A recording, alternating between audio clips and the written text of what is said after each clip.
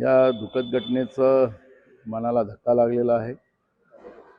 एक आमचा विधिमंडळातला सहकारी आणि राज्याचे उपमुख्यमंत्री यांच्याबरोबर आम्ही अनेक वर्ष सोबत काम केलं।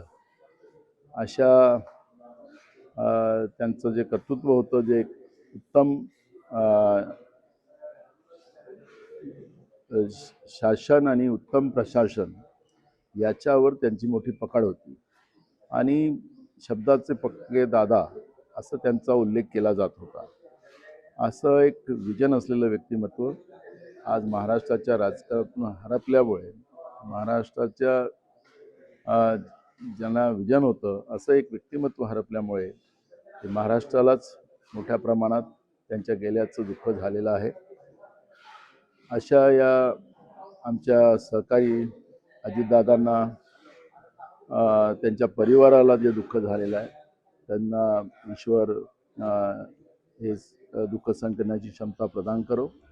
मी त्यांना काँग्रेस पक्षाच्या वतीनं त्यांना श्रद्धांजली वाहतो। लोकशाही मराठी ऐका, पहा, जागरूक रहा।